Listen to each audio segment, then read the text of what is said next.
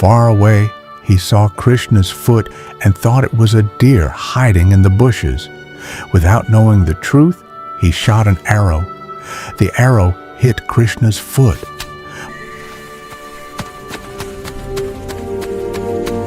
Streets were covered. Homes disappeared beneath the water. The grand city slowly submerged into the ocean.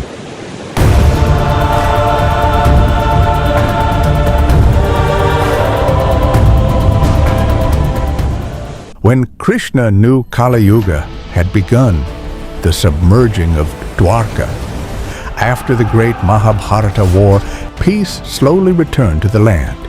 Kingdoms were rebuilt, and people tried to move forward with their lives. But Krishna began to notice something troubling. People were changing. Arguments started over small matters. Greed slowly replaced gratitude. Even within the same families, brothers fought brothers, friends turned against each other, and trust began to fade.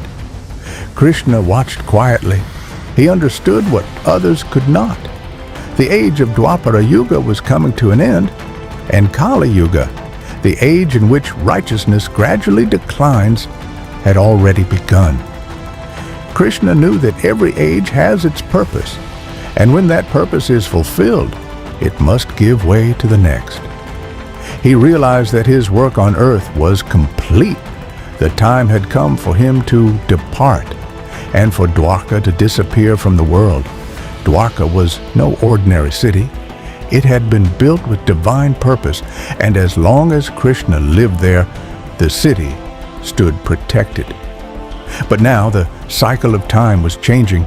Before leaving, Krishna ensured that the people of Dwarka moved to safer lands. Families gathered their belongings and slowly walked away from the shining city they once called home. Krishna remained until the very end. He wanted to be certain that no life was left behind. When the city finally grew quiet, Krishna took one last look at Dwarka. There was no sadness on his face, only acceptance. He understood a simple truth. Nothing in the material world is meant to last forever. Soon after Krishna departed, the sea began to rise. The waves moved toward the city.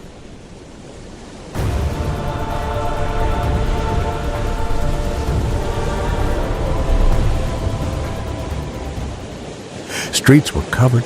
Homes disappeared beneath the water. The grand city slowly submerged into the ocean. It was not sudden destruction. It was the closing of an era. Dwarka sank because its time had ended, just as Dwapara Yuga ended and Kali Yuga began. The time had come for Krishna to leave the earth. After finishing everything he was born to do, Krishna knew his journey was ending. The world was changing, and it was time for him to go. He quietly walked into a forest and lay down near the entrance of a cave. The place was very peaceful. No noise, no people, just silence. Krishna rested on the ground like he was simply going to sleep. One of his feet was slightly visible through the grass. At the same time, a hunter named Jara was moving through the forest with his bow, looking for a deer. From far away, he saw Krishna's foot and thought it was a deer hiding in the bushes. Without knowing the truth, he shot an arrow. The arrow hit Krishna's foot. When the hunter came closer, he suddenly stopped. His heart started racing. The hunter immediately fell to the ground and started crying. I am really sorry, my lord. I didn't know it was you. I thought it was a deer. Please forgive me. I never wanted to hurt you. Krishna looked at him calmly. There was no anger on his face, no pain, only kindness. He softly said, "Do not be afraid. It was meant to happen." The hunter kept crying, but Krishna continued, "My time on earth is over. This was destined. You were just a reason for it, not the cause." So don't blame yourself. Hearing this, The hunter felt a little peace, but tears still rolled down his face. The forest became very still. Even the wind felt softer. And in that quiet moment, Krishna gently closed his eyes and left his human form. But Krishna never truly leaves. Whenever there is goodness, whenever people stand for what is right, whenever kindness exists, Krishna is always there.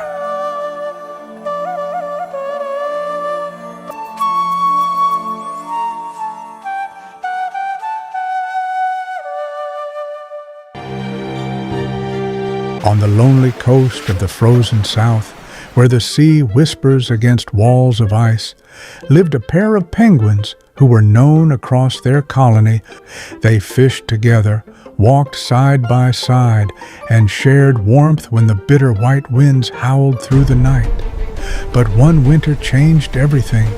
As the ocean storms raged and the waves became fangs, his partner dived into the water for fish and never resurfaced. The colony waited. He waited more than anyone. Days passed, then weeks. The storm moved on, but she did not return. In the beginning, he called out for her, a cry high and sharp that cut through the frozen air. Other penguins answered, trying to comfort him. But comfort was not what he wanted. All he wanted was her. Seasons changed. Summer melted the ice. Winter froze it back again. Yet every morning he stood at the shore, eyes fixed at the horizon, as if believing that maybe this time her small shape would break through the waves and waddle back to him. 2 years passed like this, then 4, then 10. With each passing season, his coat lost its shine, his steps grew slower, but his eyes, they never stopped searching. One morning, without ceremony and without any sound, he turned away from the ocean for the very first time, not because he had forgotten, but because he finally understood that she wasn't coming home. He began to walk inland, toward the mountains. No penguin does that. There is no fish there, no colony, no reason to go. But love has never asked for reasons. He walked until the ice grew jagged, until the snow swallowed his little footprints, until the wind was the only witness. 100 kilometers from the place where he first met her, he found a small hollow between ancient rocks. There, with the sky turning purple and gold, he tucked his head into his feathers and closed his eyes for the last time. Some say he died of exhaustion. Others say it was the cold. But nature has its own language, and in that language it was simple. He waited as long as he could, and when waiting became heavier than living, he chose to carry his love somewhere the ocean could not remind him of what he lost. The colony never saw him again.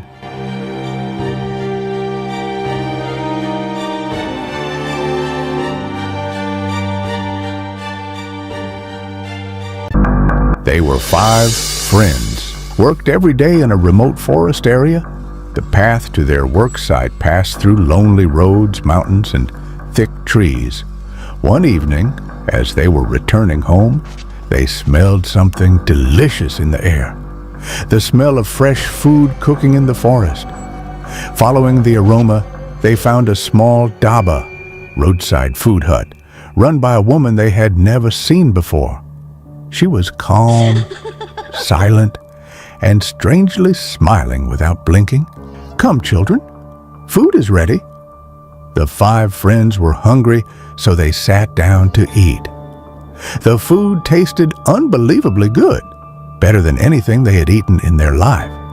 After eating, each of them went one by one behind the dhaba to wash their hands.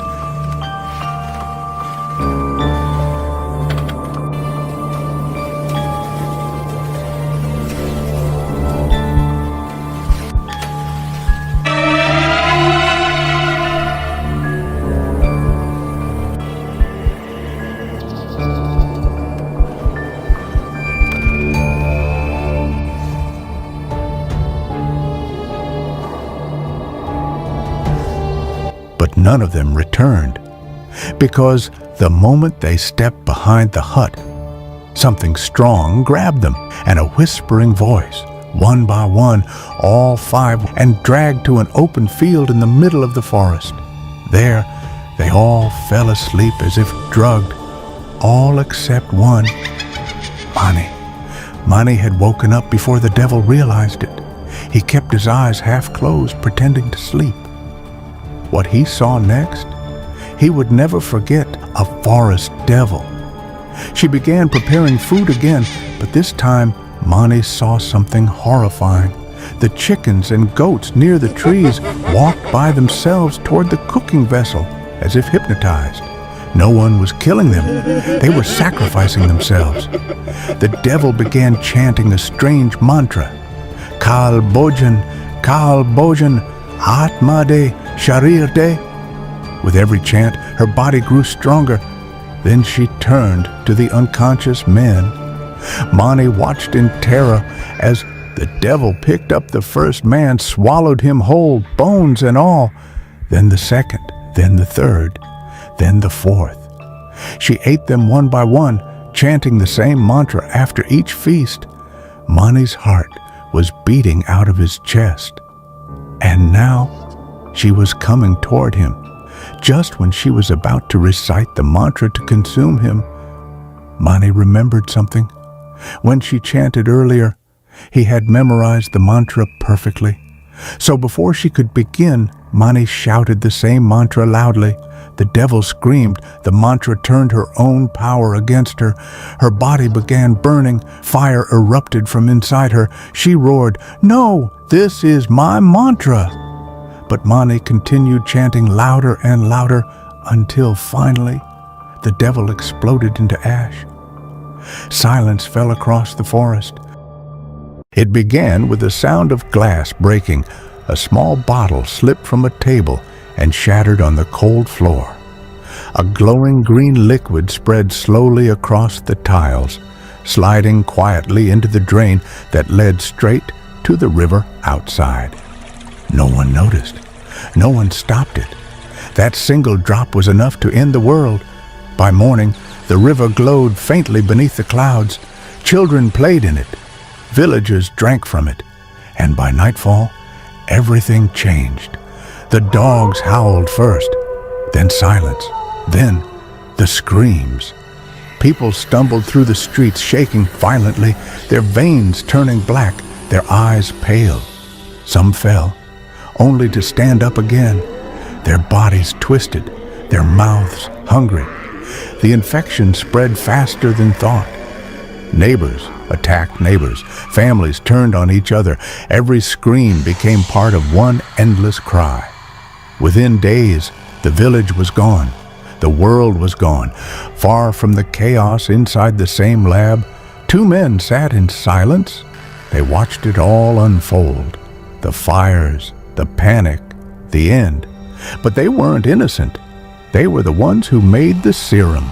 Two scientists, two friends, who wanted to control life and death. Their greed had turned creation into destruction. Now they were the last survivors, trapped in their own nightmare. On a metal table lay a single glowing pill, the antivirus. It could heal the world, restore life. But it required one thing: a host. Whoever took it would die. One man wanted to save the world. The other wanted to keep the pill, to live as the last human on Earth. The fight began. Tables overturned, glass shattered, machines exploded, blood mixed with chemicals. They fought until the lab shook, until only one remained standing. Bleeding, gasping, he crawled to the table, picked up the pill, and looked at it one last time, and swallowed it. Light burst through his body. It spread across the lab, then through the sky, then across the entire world. The undead froze, the air cleared, the rivers turned blue again, and the earth began to breathe. It was a silent night, the kind where even the wind forgets to move. A full moon hung above the forest. A young man, around 25, stood there alone, waiting. But no train had come for hours. The air was cold, the fog thick. Everything felt wrong. Then, breaking the silence, came a faint whistle. From deep within the mist, a light appeared, dim, trembling. An old train slowly rolled into the station, creaking and hissing as if dragging memories of another time.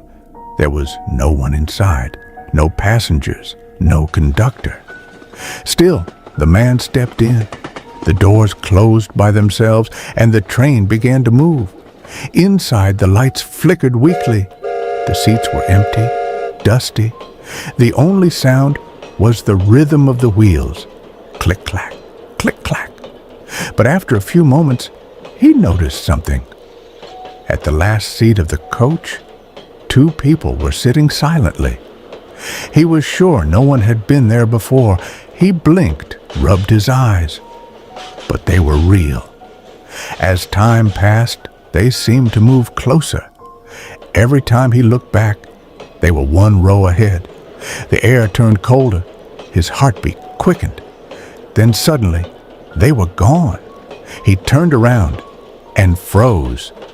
The 2 figures were now sitting right in his seat, their faces pale, eyes empty, staring straight ahead. Panic took over. He rushed to the emergency chain and pulled it, but the train sped up instead. The sound of wheels roared through the night.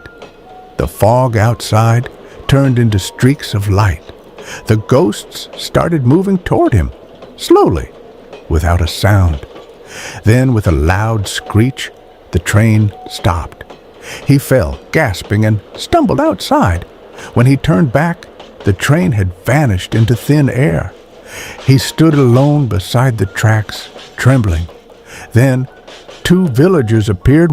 They told him, "In this place, every full moon day, there will be a train passing with a boy inside, but there are no train tracks or train..." that every full moon night, a ghost train passes through this forest. But there are no railway tracks here anymore. He looked up, and the villagers were gone. He looked down and saw the tracks beneath his feet fading away, too. The forest was silent again. Only the echo of a train whistle floated through the mist, a train that no longer exists. On the sacred day of Ganesh Chaturthi, the divine son of Parvati and Shiva, Lord Ganesha, sat joyfully before a mountain of sweets. The fragrance of modaks and fruits filled the air, and the soft glow of lamps danced across his golden face.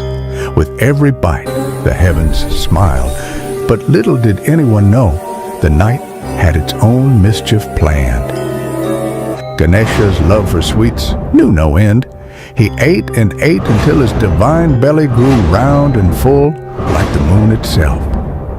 Feeling heavy and sleepy, he decided to rest for a while. So he leaned back upon a wooden bench under the cool night sky. But oh, the poor bench gave way under his weight, and Lord Ganesha rolled onto the ground with a thud.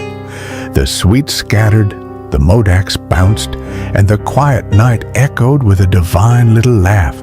And from above came a voice of mockery, Moon, Chandra, ha, ha, ha, ha, ha. Look at you, Ganesha, so round, so clumsy, and now fallen. It was Chandra, the proud moon god, laughing with arrogance and pride. At first, Ganesha smiled gently, but when the moon's laughter grew cruel, the gentle lord turned fierce. Ganesha, Chandra, your beauty has made you arrogant. You mocked me, the remover of obstacles, the one worshipped first by all. From this moment, whoever looks upon you on this night shall face misfortune. Your brilliance shall fade, your pride shall fall. The heavens trembled at the Lord's words. As darkness covered the skies, Chandra realized his mistake. His pride shattered, he descended from the heavens and bowed before Lord Ganesha. Moon, forgive me, O Lord. I was blinded by my own glow. Without your blessing, even my light means nothing. Ganesha's anger melted into compassion. And comment, subscribed, and also like the video. The Lion and the Clever Rabbit. In a thick green forest, all the animals lived in fear of a mighty lion. Every day, the lion would hunt and eat as many animals as he wished. The forest, once full of cheerful sounds, now echoed only with silence and fear. Tired of losing friends and family, the animals gathered to discuss a solution. Finally, they decided to speak to the lion. "Your Majesty," the animals said politely, trembling, "if you kill so many of us every day, none of us will be left. So we want to make a deal. Every day, one animal will come to you as your meal, but in return, you must not hunt anyone else." The lion thought for a moment and agreed. "Fine," he growled, "but if my meal doesn't come on time, I will hunt every animal I see." From the next day, one animal would go to the lion willingly. But soon it was the turn of a small, clever rabbit. The other animals felt sad. How will this tiny rabbit satisfy the lion? They wondered. But the rabbit was strangely calm. "I have a plan," he said softly, and set off. The rabbit did not go straight to the lion. Instead, he took his time, hopping slowly and intentionally, reaching the lion very late. By the time he arrived, the lion was furious. "You tiny creature, how dare you come so late? Do you want me to destroy the entire forest?" The lion roared. The rabbit, pretending to tremble, said, My lord, it wasn't my fault. We were coming in a group, but another lion stopped us and claimed he was the king of this forest. He said he could kill you easily." The real lion's pride burst like fire. "Another lion? In my forest? Take me to him right now." The rabbit nodded and guided the lion deep into the forest. Soon, they reached an old well. The rabbit pointed inside. "My lord, he lives here. He said you're weak and he's stronger." Enraged, the lion looked inside and saw another lion staring back at him. It was, of course, only his reflection in the water, but blinded by anger, he didn't understand. "He dares to challenge me!" the lion roared and pounced straight into the well. With a mighty splash, the lion fell deep inside, drowning instantly. The clever rabbit peered over the edge and whispered, "Goodbye, Your Majesty." Then he quickly ran back to the other animals who had been waiting anxiously. "What happened? Where is the lion?" they asked. The rabbit smiled proudly. "The lion will never trouble us again." Joy spread throughout the forest, and the forest lived peacefully once more.